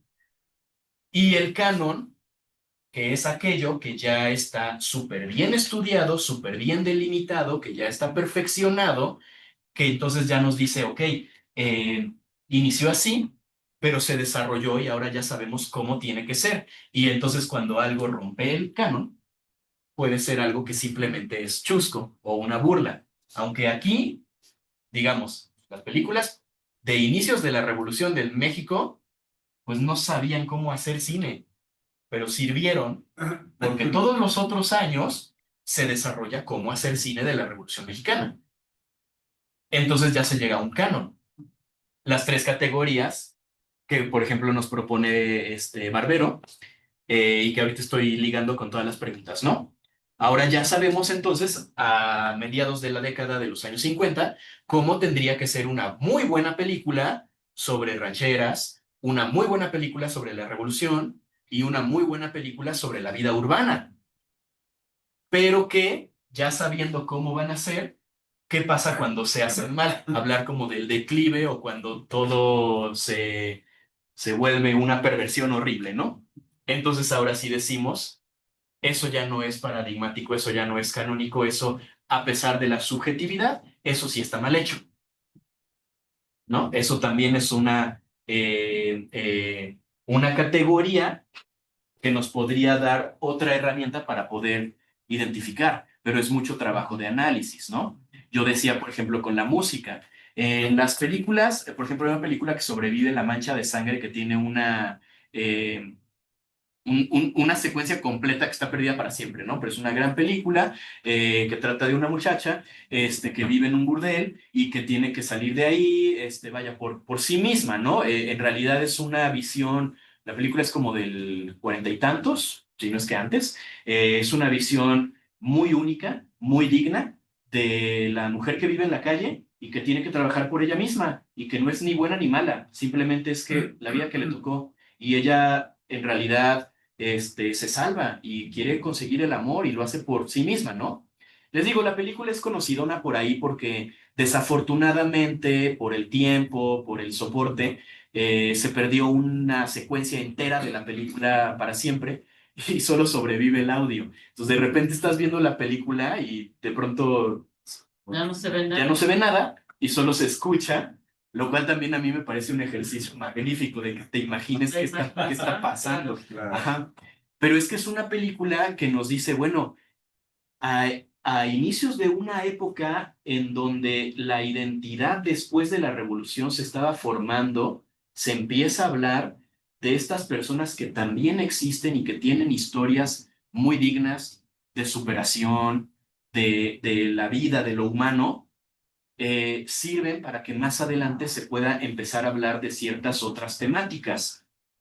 Pero entonces, ahora como yo les decía, ¿y qué pasa cuando todo se pervierte y a lo mejor sí ya es solamente porno miseria, como decimos hoy en día, ¿no? Sí, sí. ¿O qué pasa entonces, así como les decía, la música, lo de lo vulgar? No, no es Santa. Santa es otra película anterior. Sí, yo la vi. De Santa hay al menos dos versiones Sí. que son siempre las más conocidas. Pero vaya, también una amiga dice que en cada década o en cada época hay una Santa. Faltaría que hoy en día hicieran otra versión de Santa. Porque la historia de Gamboa se ha hecho muchas veces, pero al menos hay dos películas que son muy famosas. Santa con Lupita Tovar, película muda. La primera que fue con sonido. Esa es la segunda versión de Santa. Y la otra es con la de agua para chocolate, ¿no? No, esa es una versión ya muchísimo más reciente, sí. Okay. Pero es lo que digo, como Santa se ha hecho muchas veces. Y es por eso también que podemos decir que es una pieza fundamental, porque una de esas películas de Santa es de las primeras películas basadas en un libreto de la literatura. Y la otra es una de las primeras películas mexicanas con sonido, que ahí también otro chismecito que les digo, a mí me encanta. Si Santa fue la primera película mexicana con sonido,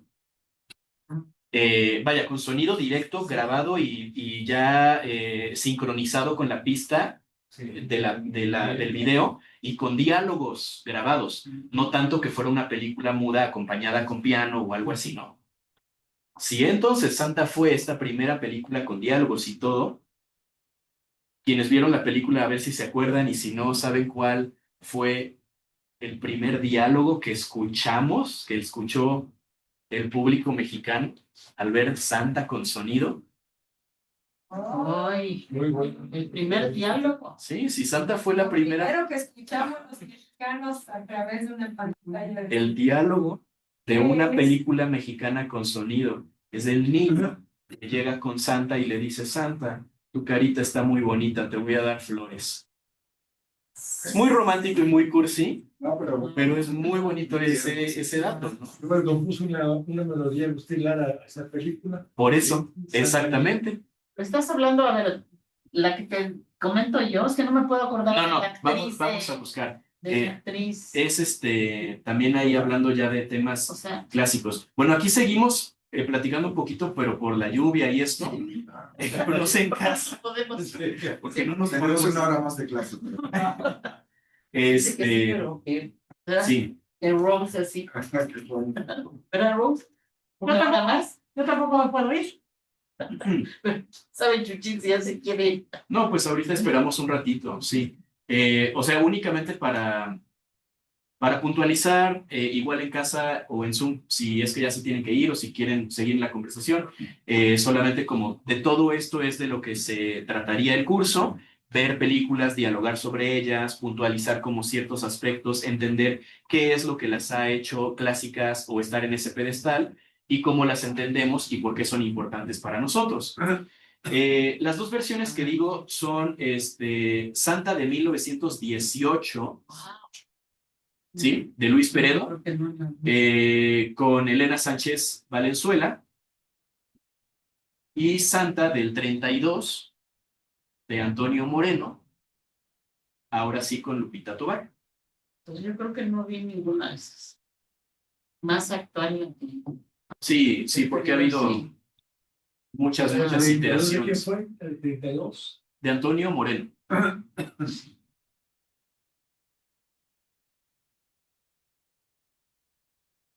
Y entonces usando estos ejemplos, vaya, porque Santa más bien era, y también por ahí los detractores de Santa dicen que es una película de pobrecita, es la primera telenovela.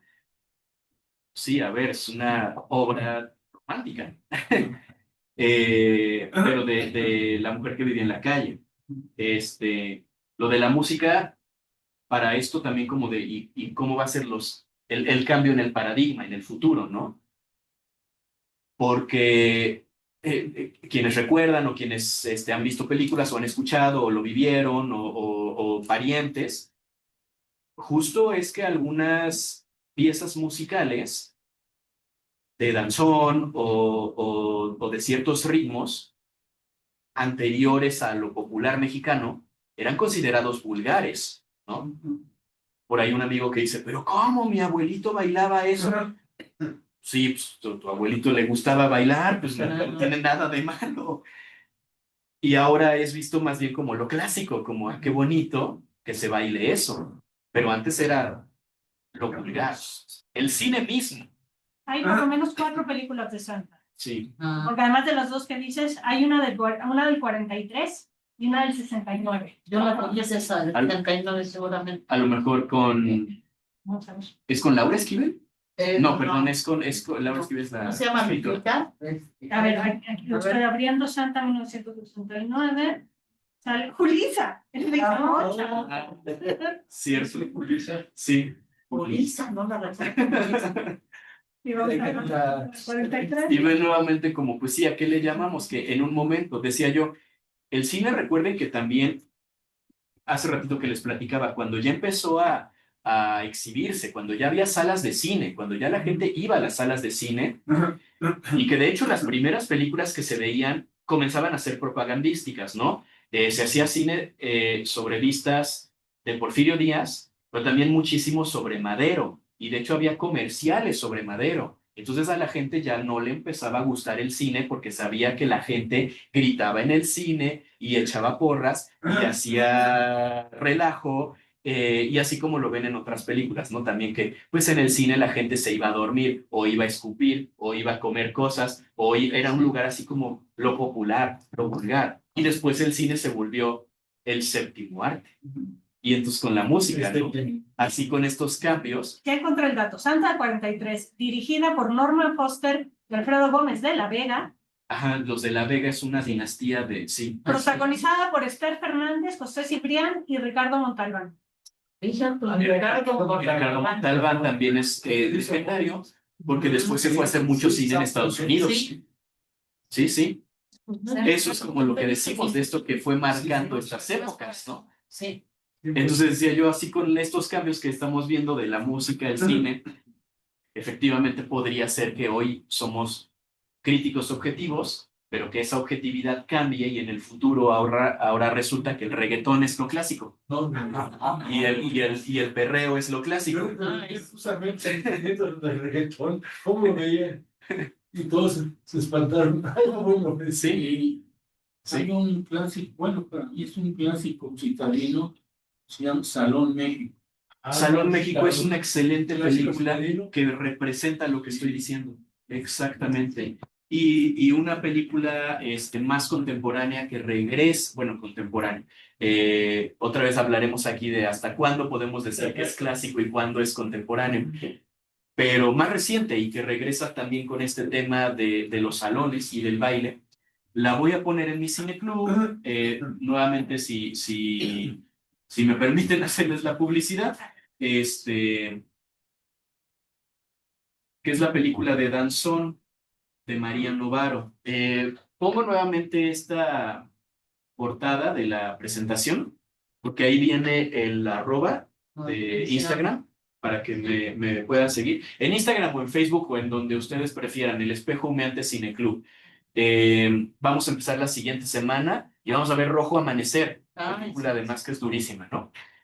La vi todos los sí. años en secundaria, Ay, a finales de septiembre, principios de Cada octubre, año Rojo esperaba Amanecer. el 2 de... Pero fíjense cómo, porque a ti dices que te tocó verla en secundaria, así a mí ya era como, no veas esa película, porque no pueden tener esos pensamientos y que cuestionar al gobierno, ¿sabe? Jorge Fons, antes de fallecer, vino a Puebla a hablar de esa película. Yo fui a verlo y sí es padrísimo.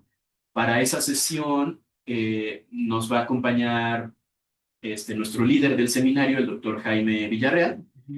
Y después la siguiente sesión, es que estoy buscando la O sea, cartelera. tienes invitados aparte. Sí, también para que cuando ¿Eso gusten. es presencial o es...? Es presencial, pero también ahora estoy haciendo una cartelera en línea. Déjenme encontrar dónde está mi cartelera. Cartelera presencial. Sí, porque me gusta mucho tener invitados, entonces cuando se puede, les traigo gente, ya sea teóricos o críticos, analíticos, o también cineastas. Por ejemplo, quiero... ¿Eh? Voy a llevar mi book. Sí, quiero, voy a poner La Ley de Herodes y el guionista de Luis Estrada vive aquí en Puebla, entonces quiero Mira, contactarlo. ay, qué padre. Eso no sabía yo que tenías invitados. Sí. Oye, Ricardo Montalbán es el que hacía la Isla de la Fantasía, ¿verdad? Sí. Ah, sí. A ver si ya se ve en grande. Esta es la cartelera de Cine Club, entonces como les comentaba, hace un año precisamente tuvimos un módulo que yo llamé Cine Mexicano 1, Nuestra Historia e Identidad, más hacia esto que estamos conversando, desde inicios hasta los años 80 más o menos, con formación de una identidad, los clásicos mexicanos. En esta ocasión vamos a ver Cine Mexicano 2, las nuevas narrativas. Entonces empezamos con este cambio de paradigma, que es Rojo Amanecer. Y la siguiente es Danzón, que es una película muy similar a Salón México. Se filmó en Veracruz. Completamente, sí, muy bella película. Baila Rojo y es un estibador. Sí. Y me encanta porque si han visto todas estas películas, justo clásica también de lo más contemporáneo, vaya, es del 91. María Rojo con su vestidazo, que está en busca del hombre con el que bailaba, retoma esos temas anteriores al cine clásico de la era dorada del baile de salón. Sí. Entonces, bueno, invitadísimos. Para esa sesión estoy viendo si va a haber una igual invitada, que es la maestra Irma Galindo. Su tema es sobre María Novaro. Entonces, a ver si ella nos platica. Sí. Entonces, pues nuevamente, aquí estamos platicando por la lluvia, no sé cómo vean, cómo se sientan. La conclusión es que de todo esto vamos a estar hablando en nuestras sesiones. Vamos a estar discutiendo justo de estas películas, por qué es que les llamamos de esta manera lo clásico y la importancia que tienen. ¿Sí? ¿Dónde va a ser la presentación? La cartelera del Espejo Humeante es en Casa Amarilla. Ajá, es el Instituto Ciencias Sociales y Humanidades. Lo pueden buscar como Casa Amarilla UAP y aparece la Centro de Puebla. La 2 Oriente. 2 Oriente, arribita de Los Sapos. 2 Oriente 410. Ah, ya. En la calle de los de Sapos. los Sapos. No, perdón, es el Parián, es el mercado del Parián. Ah, sí. 410. 2 Oriente 410, sí. Sí, y Entre el Parián y San Pedro. sí. También, si les encanta el teatro, está junto a el Espacio 1900, Ajá. que es un espacio de teatro de muchísimos años. Puebla tiene una tradición ahí muy, muy bonita. Y toda la información en las redes sociales del Espejo Humeante. Por ahora de la clase, insisto, hay muchas cosas que hablar, así como de estas películas tan bellas de todos lados que nos han formado, ¿no? Pero bueno, ya tampoco quiero ni acaparar ni nada. Sí, sí. Están en su casa. Muy interesante. Sí. Muchas gracias. Muchas gracias también a quienes, y gracias por su paciencia, quienes están por allá. No, y más bien la invitación es inscríbanse. Y que se inscriban. Exacto. Sí, Sí. aunque ahí el horario sería horario, Sí, se puede pensar miércoles. tengo otra clase. Pero bueno, lo vemos. Sí, sí. Sí. Esta de El Callejón de los Milagros. Ahí está. También. Híjole, sí, Es un libro, sí. pero es un libro medio de... Me parece que sí, la obra original es un libreto teatral, creo que de Turquía, algo así. Sí. No me sé muy bien esa No fuente, existe. pero me sé más del Callejón de los Milagros. Sí. Pero sí sé que la obra es Sí, fue en un lugar, sí. Sí, claro, claro. Agrego. Muy bien. Por ejemplo, en otro momento, otra similar así que vimos fue El lugar sin límites. Eso, por ejemplo, puede ser también ahí una película que podríamos llamar esto paradigmático, El lugar sin límites de Ripstein, con el personajazo de la Manuela, ¿no? Que él, como varón, le dice a su hija, yo soy tu padre, ¿no? Pero él se viste de mujer, y de hecho a otras personas les dice que se refieran a él como ella, y que justo hoy en día, si lo han visto, es mucho como tema de la juventud, como el buscar su identidad en un pronombre personal, ¿no? Y eso en los años 70 es importantísimo hablar de un personaje que no es como ninguna categoría más que lo que él decida, lo que ella decide, ¿no? Y que justo por esa misma razón le causa una tragedia. Y es una película que está basada en una novela de José Donoso. Él es chileno, pero es una adaptación que se hizo muy mexicana. La escena del macho que está bailando conmigo. Sí, y Esa- justo por eso también es lo que digo ahí y muchas gracias a quienes están por allá que están saludando y gracias a ustedes y esperemos verles por acá. El actor de esa. Bye Gaby, gracias, no sé dónde están. Bye, Gaby. Sí, Bye, gracias. Gracias, Chuchín. Bye. ¿Quién era el actor de esa, que dices que es Manuela? Manuela es el actor de... Hijo. Sí, José Cobos. José Sí. Luis, ¿cómo se llama? Luis Cobos. Ay, Luis este, Cobos. el mismo de Los Olvidados. Ah, ya. Olvidados. Sí, ya.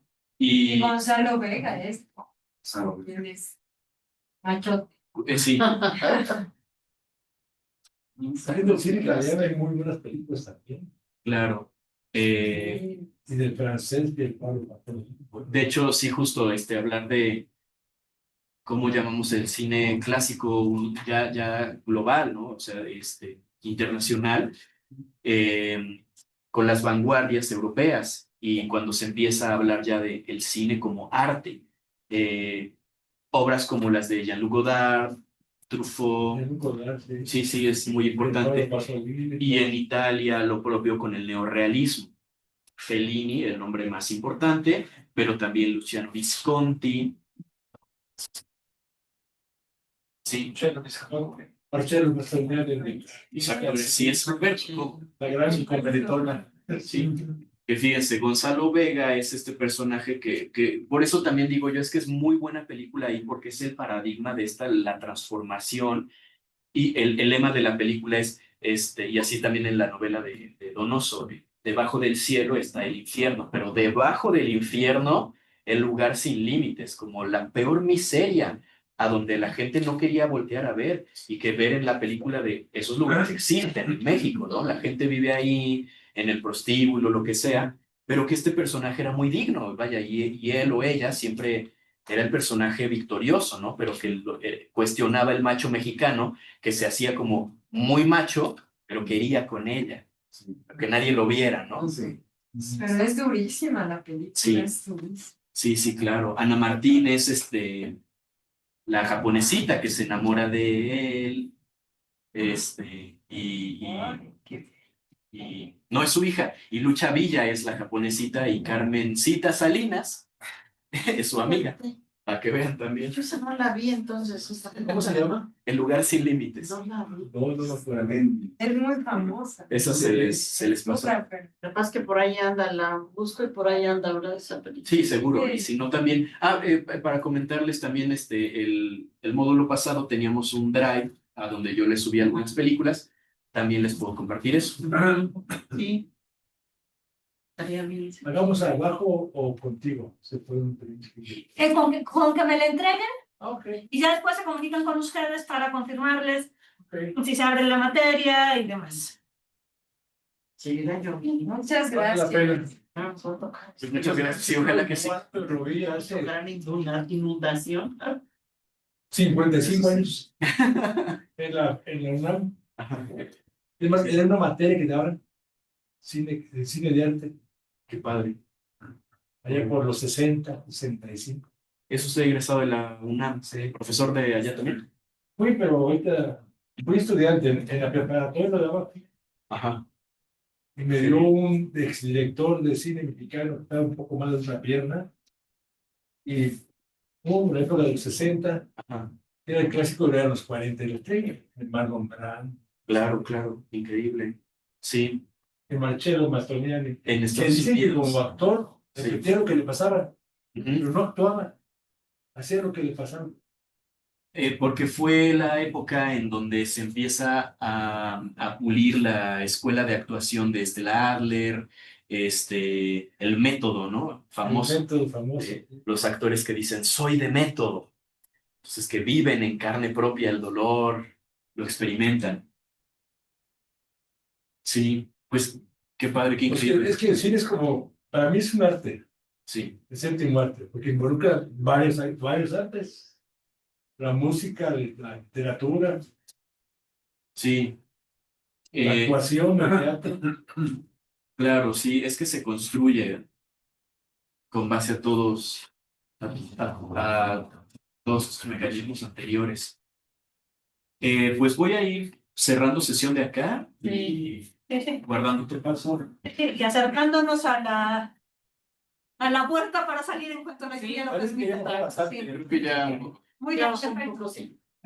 Ya no llueve tanto. Fuerte. Sí, Sí está lloviendo. Bien fue granizo. Pero más, bruto. Ahorita que me pare a ver. Está bien encajado todo. Le saqué, cuando salí por el suéter, le saqué una foto de las nubes porque estaban impresionantes. Oye, Rose, ¿pero está lloviendo todavía? Poco, pero sí. Sí, ya podemos echar la carrera para el carro. Pero ven, nada más como, es que así estaban las nubes. Sí, claro. Ajá. Sí. Pero es que realmente como que. Depende de un petrolante que se vuelve un clima privilegiado, ¿eh? Cuando fui por el suéter, ¿no? Aquí afuera, sí. Ya fue hace un ratito. Bueno, pues, si les interesa, todavía mañana tenemos una clase muestra que se llama Del Ágora al Nirvana, explorando las convergencias entre la filosofía clásica y el budismo. Y de las otras materias que tuvimos, hemos estado grabando todas las clases. Entonces, esta la grabamos. Mañana a las 10. Sí, decía Sí, que sí. estaba bien. Sí, sí. En el budismo. A las 10, en el F106, en el F103.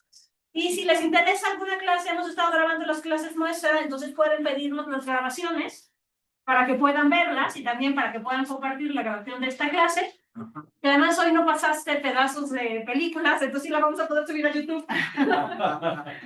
Solo los carteles. Sí, sí. Cuando las sube, no sé, no. Es que por eso el semestre pasado, en verano, las de Chuchín no las pude subir a YouTube, porque decían, y ahora no de autor. ¿Ah, sí? Pero bueno, en ese caso se las comparto desde el Drive, o sea, Sí. hay manera de compartir, nada más. A las 10, a las 10. Las 10, budismo y filosofía clásica, en el F103. Con Iracheta. Ah, Iracheta. Sí, sí, no, yo estoy dando ahora más cosas de historia. De Sí, que voy a la segunda parte de